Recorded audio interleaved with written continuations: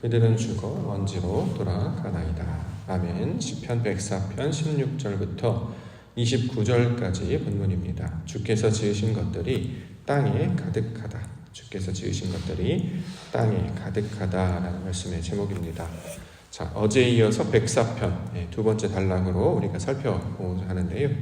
오늘 본문에서는 여호와께서 하신 일에 대해서 증거하고 있습니다. 24절에 나와 있습니다. 24절 말씀. 여호와여, 주께서 하신 일이 어찌 그리 많은지요. 주께서 지혜로 그들을 다 지으셨으니 주께서 지으신 것들이 땅에 가득하니이다. 이렇게 증거하고 있습니다. 여호와 주께서 하신 일이 많다 이렇게 이야기하고, 그것은 지혜로 하시는 것이고, 그것이 어디에 이루어졌는가? 땅에 가득하다 이렇게 증거하고 있는 것이죠. 자, 땅에 가득하게 하신 하나님의 일에 관한 이야기를 하고 있기 때문에 땅이 무엇인지, 또 주께서 하신 일이 어떤 것인지 우리가 이것들을 살펴볼 수 있어야 할 것입니다. 자, 땅. 우리가 생각하는 땅은 이제 피조세계의 물질들을 가리키는 말로 땅을 이해해 왔는데, 성경에서 말하는 땅은 피조세계에 나타나는 그 물질적 땅을 가리키는 말이 아니고, 거기서 말하는 땅은 우리를 가리키는 말이다라고 말씀을 드렸습니다. 태초에 하나님이 천지를 창조하셨느니라라고 할 때 하늘, 그 다음에 땅 이렇게 이야기하는데, 하늘은 하나님의 것을 가리키는 말이고 땅은 우리 사람의 속사람, 속마음을 가리키는 말이었습니다. 따라서 여기서 땅에 가득하다라고 하는 것은 우리 안에 하나님이 말씀하신 것들이 우리 사람이라고 하는 땅, 사람이라고 하는 속마음 안에 하나님의 사역이 나타나는 것을 가리키고 있는 말이죠. 실제로 창세기 1장 2절에 보면 땅에 관한 이야기하고 있죠. 땅이 혼돈하고 공허하며 흑암이 깊음 위에 있고 하나님의 영은 수면 위에 운행하시니라. 자, 땅에 관한, 특별히 여기서 땅에는 정관사가 붙어있기 때문에 그 땅, 바로 우리를 가리키고 있는 말입니다. 혼돈하다는 거죠. 공허. 아무것도 질서와 체계가 잡혀져 있지 않고 흑암, 어둠 가운데 있고 깊음 가운데 있는 상태. 자, 이러한 상태들을 하나님께서 변화시키는 일을 하나님의 사역, 아버지의 창조 사역으로 설명하고 있습니다. 그 일을 이루시기 위해서 하신 일이 결국 바람, 또 하나는 샘의 채우시며 그것들을 가꾸어 가시는 내용을 우리 어제 말씀으로 살펴보았죠. 그래서 바람으로, 샘의 물로, 말씀으로 이제 증거하셔서 빛이 있으라라고 시작하신 첫째 날의 사역부터 시작해서 여섯째 날에 하나님의 형상을 닮은 사람을 만드시는 이야기, 그것이 바로 그 땅에 관한 이야기를 설명하고 있었습니다. 첫째 날, 둘째 날, 그래서 셋째 날, 그 완전한 날에 이루어지는 것. 자, 하나님의 영이 운행하심으로 말미암아 이루어지는 일은 땅에 풀이 자라게 되는 것이고 채소가 자라게 되는 것이고 씨를 가진 열매 맺는 나무가 자라게 하시는 일, 그것이 땅에 가득하게 하시는 하나님의 사역임을 가리키고 있는 말이죠. 자, 땅, 우리는 원래 비어 있었죠. 혼돈과 공허, 흑암과 깊음 가운데 있었습니다. 하나님께서 역사하셔서 이 안에 풀이 자라게 하세요. 채소가 자라게 하세요. 그래서 더 나아가 씨를 가진 열매 맺는 나무가 풍성하게 자라게 하시는 것. 결국 하나님께서 원하시는 땅으로 변화되게 하셔서 하나님이 원하시는 열매가 가득하게 된 상태가 되게 하시는 일, 이것이 하나님이 지으신, 하나님이 땅에 역사하신 일들에 관한 내용이 되고 있습니다. 자, 이처럼 영과 진리로 우리를 바꾸셔서 아름다운 열매를 맺게 하시는 일, 열매를 맺는 것이 성경에서 말하는 아들의 개념이기 때문에 우리가 다 하나님의 아들들이 되는 것이죠. 이걸 자녀라고 이야기하기도 하고 백성이라고 이야기하기도 합니다. 결국 영적 이스라엘의 모양으로 하나님의 뜻을 잘 받아서 그와 똑같은 모양으로 만들어지는 이야기, 이것이 하나님이 하시는 일이다. 이렇게 성경은 증거하고 있습니다. 우리 교회 이름이 옥토인데요, 좋은 땅이라는 뜻이죠. 좋은 땅, 좋은 마음으로 말씀을 받아서 30배, 60배, 100배 열매를 얻는 것. 누가복음 8장 15절에서는 좋은 땅이 있다는 것은 착하고 좋은 마음으로 말씀을 듣고 지키어 결실하는 것이다. 이렇게 이야기하고 있습니다. 우리가 그렇게 하나님의 것들로 성품이, 하나님의 아는 지식이 채워져 가는 것을 좋은 땅이 되는 것이다. 이렇게 이야기하고 이걸 옥토라고 부르고 있기도 합니다. 자, 이 일을 하시는 분이 바로 하나님이시다. 성경은 이야기하고 있고, 이것을 간절히 바라고 사모하는 때에 그 영광을, 정말 그렇게 나타나는 증거가 나타나게 될 것임을, 목격하게 될 것임을 성경에서 약속의 말씀으로 주고 있습니다. 우리에게도 그 이름이 또 그 내용이 그 말씀이 우리 약속이며 또 예수 그리스도께서 우리에게 주신 것이 바로 이 영과 진리의 말씀이기 때문에 이것들이 왜 증거가 될 것입니다. 자, 하나님께서 하시는 일, 놀랍게도 우리가 그렇게 성장하고 성숙하여 온전하고 완전한 모습으로 변화되는 것들, 자, 이것들을 기대하며 말씀 가운데 나아가기를 원합니다. 신앙이라고 하는 것, 삶의 문제가 해결되는 것이 아니고 우리의 성질과 수준이 바뀌어지는 것이라고 이야기를 했습니다. 우리의 성질과 수준이 하나님의 수준으로 바뀌게 되면 원수가, 어저께 우리 수요예배 말씀 통해서 본 것처럼 원수가 원수로 여겨지질 않고 원망했던 자가 그 원망으로 여겨지지가 않는다는 거예요. 하나님의 뜻 안에 있기 때문에 주의 진리의 말씀 가운데 거하고 있기 때문에 이전에 편협하고 아주 외골수적인 자기 것만 알던 자가 더 많은 것들을 깨닫게 되고 보게 되고 알게 되니까 이해하게 되고 그래서 더 너그럽게 관용하게 되고 포용하게 되고 더 나아가 하나님이 하시는 일이 이런 것이었구나를 깨달아 알기 때문에 사람의 수준이 확장되고 변화되어서 그 하나님의 성품을 가진 자까지 성장하고 성숙하게 되는 것이죠. 자, 이것을 성경에서는 좋은 땅이 되었다, 옥토가 되었다 이렇게 지금 이야기하고 있는 것입니다. 우리가 평생 신앙의 생활을 우리가 함께 어깨동무하듯이 이렇게 함께 동행하며 이제 나아가고 있는데요. 우리가 말씀을 들을 때마다, 우리가 예배할 때마다, 횟수가 지날 때마다 우리의 영적인 수준도 더 넓어지고 확장되고 깊어지는 은혜가 있기를 원합니다. 우리의 수준이 하나님의 수준으로, 우리에게 보여주신 예수 그리스도의 수준으로 변화되는 것. 그러면 놀랍게도 물질 세계에 갇혀 있지 않고 영혼의 세계에, 그 하나님의 영이신 그 영혼의 세계의 차원으로 변화되기 때문에 하나님께서 주시는 것들을 바라보게 되므로 참된 안식과 평강과 평안을 누리게 되는 것입니다. 자, 이 말씀 붙잡고 하나님께서 내 안에 하신 일이 너무나 많습니다. 이렇게 고백하며 찬양하며 예배하시는 우리 믿음의 성도님들 되시기를 소망합니다. 자, 본문의 내용들 채워지는 것들로 설명하고 있는데 몇 가지 살펴보겠습니다. 첫 번째, 여호와의 나무 이야기합니다. 16절. 여호와의 나무에는 물이 흡족함이요 곧 그가 심으신 레바논 백향목들이로다. 여호와의 나무라는 게 어떤 나무를 가리키는 말인가? 여기 이제 레바논의 백향목들 설명하고 있는데, 자, 여호와의 나무라는 개념은 씨를 가진 열매 맺는 나무를 가리키는 말입니다. 원래 우리가 마른 나무 가지에 불과했잖아요. 근데 우리가 접붙임이 됐습니다. 자, 나무에 접붙임이 되어서 원래 돌감람나무, 자, 아름다운 열매를 맺지 못하는 그런 성질의 것이었죠. 그런데 하나님께서 이것을 옮겨 심으셔서 열매를 맺게 해주십니다. 그래서 시편에는 그것을 가리켜서 복 있는 자다 이렇게 설명하고 있는 것이죠. 시편 1편 3절에 그는 시냇가에 심은 나무가 철을 따라 열매를 맺으며 그 잎사귀가 마르지 아니함 같으니 그가 하는 모든 일이 다 형통하리로다. 하나님의 뜻을 깨닫고 하나님의 성품으로 채워져요. 그럼 어떤 일이 벌어집니까? 형통하게 된다라는 거죠. 여기서 말하는 형통은 일이 잘 풀리다, 모든 것이 해결되다 이런 개념의 형통이 아니고 하나님께서 우리와 함께 하신 그 자체를 형통이라고 합니다. 요셉이 바로 그러한 형통한 자였잖아요. 그가 보디발의 집에 있는데 그가 형통한 자였다 이야기합니다. 왜 형통하냐 보니까 하나님이 함께 하신다라는 거죠. 어떤 상황이나 어떤 정황이 있을지라도 우리를 위협하는 것은 이 물질 세계 상황이 아니라는 거예요. 하나님이 나와 함께 하시면 그 어디나 하늘나라가 되는 것. 이걸 형통이라고 한다는 거죠. 우리가 형통한 자가 되기 위한 것은 문제가 잘 해결되어서 나중에 무슨 이집트의 총리가 되었다 이런 쪽으로 얘기하는 것이 아니고 우리의 상황이 사람의 생각과 다르고 우리의 기대와 다를지라도 하나님의 말씀이 붙들려 있는 사람, 시냇가에 심겨진 나무처럼 물이 흐르는 곳에 가지를 뻗고 열매를 맺는 그 나무에 붙어 있게 되면 놀랍게도 생명력을 얻게 되는 그런 존재가 되기 때문에 좌로나 우로나 치우치지 아니하며 낙심하거나 원망하거나 우리 입술에서 나쁜 이야기가 나아가지 않게 된다라는 것입니다. 이처럼 아름다운 열매를 맺는 나무가 되게 하시는 것, 이것을 다른 말로 생명나무 이렇게 얘기하는데 성경에서는 여호와의 나무 이렇게 설명하고 있습니다. 에스겔서 17장 8절에 보면 그 포도나무를 큰 물가 옥토에 심은 것은 가지를 내고 열매를 맺어서 아름다운 포도나무를 이루게 하려 하였습니다. 성경에서는 이제 좋은 포도나무, 열매를 맺는 포도나무로 이제 예를 드는데 열매로 이렇게 상상해 봤을 때 포도나무로 이제 예를 드는 것이고 오늘 시편 104편에서는 레바논의 백향목으로 이제 설명을 해요.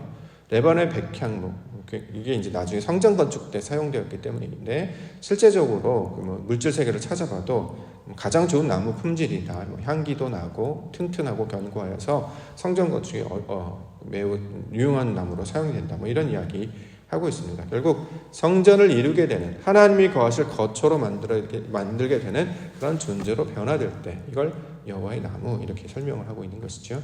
저와 여러분들이 바로 이 시냇가에 심겨진 나무, 하나님께서 공급해 주시는 아버지의 뜻이 무엇인지를 깨닫고 또 주님께서 주신 그 힘과 아버지의 그 생명력을 얻게 됨으로 말미암아 살아있는 나무, 열매 맺는 나무가 되는 것입니다.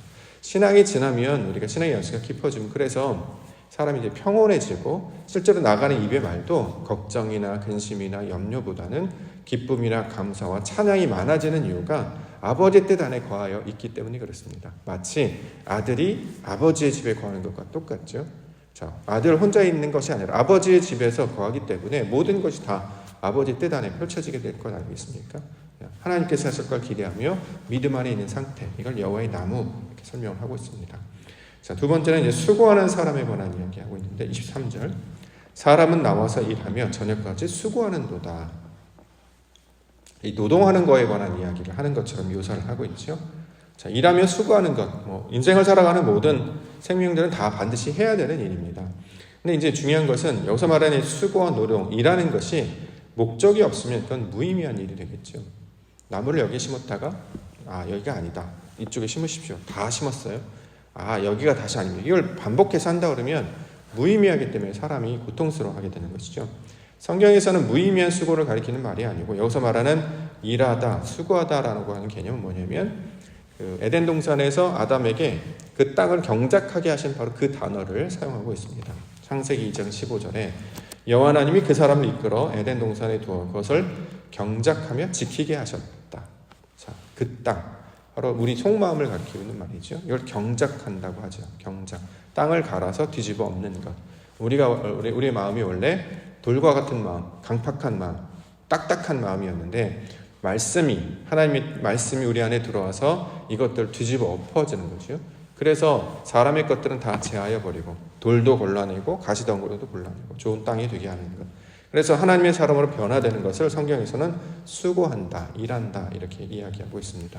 그래서 이제 여기서 나오는 단어가 바로 종이라는 개념이 여기서 나왔는데 경작하다는 섬기다, 이렇게 종으로 하인처럼 일을 감당하는 일꾼이다 이런 개념이라기보다는 하나님의 성질로 바뀌어지기 위해서 우리가 이제 거룩한 성품을 갖기 위해서 육신의 상태가 다 제거하게 되는 상태를 경작하다, 일하다, 종이라는 단어의 개념으로 좀 설명을 하고 있습니다. 자, 하나님이 하시는 일이 무엇이냐? 땅에 그런 것들로 새기시기 위하여 이 일들을 감당하신다라는 거죠. 그래서 수고하는 사람 이렇게 설명을 하고 있는 것입니다. 우리가 나가서 가서 노동을 하거나 일하거나 이런 사람의 개념이 아니라 하나님의 뜻을 받아서 말씀을 받아서 그 뜻이 하나님의 말씀이 우리 안에 속사람을 변화시키는 일, 이것을 가리키고 있는 말로 우리가 이 말씀을 이해할 수 있습니다. 자, 말씀으로 다스리게 하시는 일을 하나님이 하시는 일이라고 설명하고 있습니다. 마지막으로 하나만 더 보면 리워야단 이야기하고 있는데요. 26절에 그곳에는 배들이 다니며 주께서 지으신 리워야단이 그 속에서 노나이다. 자, 리워야단 이게 이제 말이 많은 단어죠. 리워야단 무슨 뜻인지 몰라서 그냥 원어 그대로 써놨습니다. 보통 원어를 그냥 그렇게 똑같이 써놓으면 무슨 뜻인지 모르기 때문에 그냥 써놨다라고 이해를 하시면 편합니다. 이걸 이제 굳이 해석을 하면 각주 같은 데 보시면 악어라고 번역이 되어 있기도 하고 어떤 데는 용이라고 번역이 되어 있기도 하고 바다 괴물이다. 그래서 많은 이제 예술가들이나 작가들은 이런 어떤 특별한 괴물로 이제 묘사하기도 하는데요. 그렇게 독특한 특별한 것이 아니고 성경에서 말하는 리워야다는 무슨 뜻이냐면 하나님께서 우리에게 무언가를 넘겨주셔서 하나님의 성질을 맺게 하시는 그 어떤 것, 이 전체를 가리킬 때 이걸 리워야단이라고 이야기합니다. 따라서 이것은 말씀이 될 수도 있고 어떤 상황이 될 수도 있고 또 이것은 우리에게 나타나는 어떤 사건, 여러 가지 것들로 이야기하는 거죠. 뜻이 하늘에서 이루어진 것 같이 땅에 이루어지려면 무언가 우리에게 전달이 돼야 되잖아요. 우리가 뭘 받아야 된단 말이죠. 그걸 받아서 그대로 그 뜻대로 열매를 맺게 되는 것. 자, 이 모든 과정을 설명하고 있는 것입니다. 근데 이게 이제 내용이 뭔지 잘 모르니까 그냥 괴물, 정체불명 이렇게 얘기하는 거죠. 물질을 가리키는 말이 아닙니다. 우리가 생각하는 뭔가 이렇게 건네받아서 이상한, 듣도 보도 못한 이상한 미스테리 추리물이나 나올 법한 이상한 흉측한 괴물, 이런 것들을 상상하라고 주신 내용이 아니라 하나님께서 우리에게 가르쳐 주셔요. 뭔가를 가르쳐 주셔서 이게 바로 하나님의 뜻이구나 라는 것을 알게 된 그 전체 상황을 묘사하는 단어로 우리 가운데 주고 있습니다. 자, 이것을 우리는 어떻게 받아들였냐면, 가장 먼저 우리가 받았던 건 성막이었죠. 성막을 우리가 받았죠. 하나님의 뜻을 받기 위해서. 또 성전을 받았죠. 나중에 리워야단의 모습으로 오신 분이 예수님이시잖아요. 하나님의 뜻을 계시하시고 나타내시고 우리에게 찾아오신 바 되었다는 거죠. 근데 사람들이 그걸 어떻게 봐요? 하나님이 보내신 자로 보지 않냐고 괴물로 봤죠.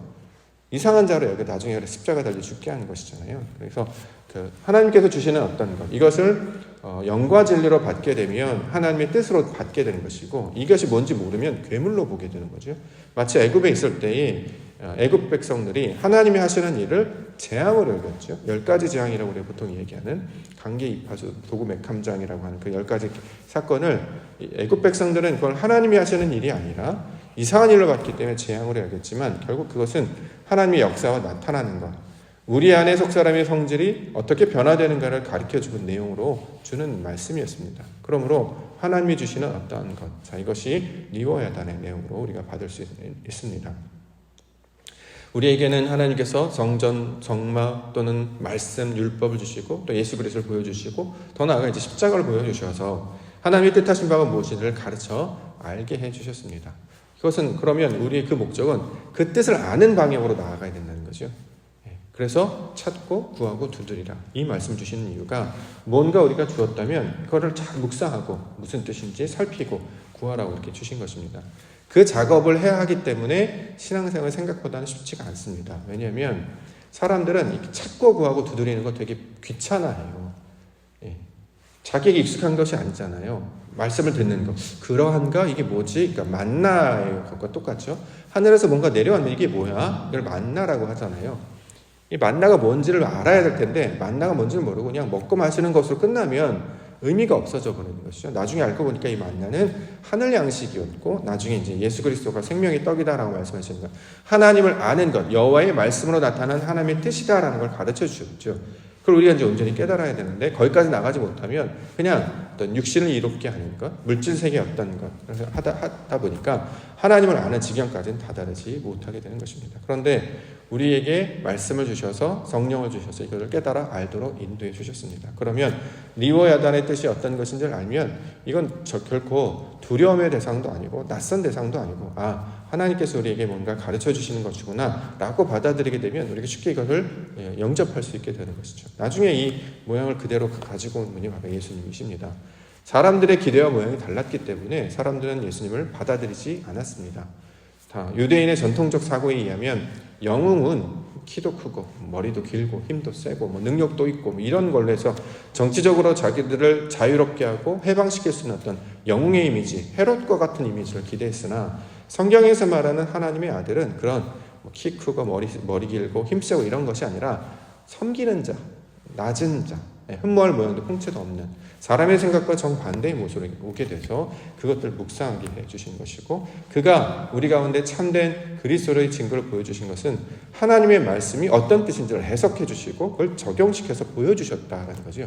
다시 말해 말씀으로 사는 그 증거를 보여주신 분이 바로 예수 그리스도여서 그가 하나님의 아들인 것을 보여주셨습니다. 이처럼 사람의 생각, 기존에 가졌던 관념들을 다 깨부수고 하나님의 뜻을 아는 지경까지 나아가게 하심으로 우리 안에 하나님의 것들이 가득하게 하시는 일, 자, 이것을 성경에서는 구원의 내용을 설명하고 있는 것입니다. 오늘도 신앙하며 기도 가운데 나왔는데요, 우리에게 보여주신 것들로 우리 스스로 우리 방식대로 이해하지 않고 하나님의 방식대로 이해하게 하여 주시옵소서. 그런데 아버지 뜻이 무엇인지를 깨달아 알게 하여 주시옵소서. 그냥 우리가 보통 삶을 살 때 우연은 없다라고 이야기하지 않습니까? 다 뜻이 있고 의도가 있다라는 것인데, 그 가운데 역사하시는 하나님을 찾으실 때에 우리 하나님 만나주시고 그 뜻을 깨닫게 해주실 줄 믿습니다. 우리의 증거가 되시는 예수 그리스도의 이름을 붙들고 기도 가운데 나아갈 때 하나님의 나라와 뜻을 우리 가운데 가르쳐 주실 줄 믿습니다. 그 말씀 붙들고 기도 가운데 나아가시는 우리 믿음의 한 날 되시기를 주의 이름으로 간절히 축원합니다. 기도하겠습니다.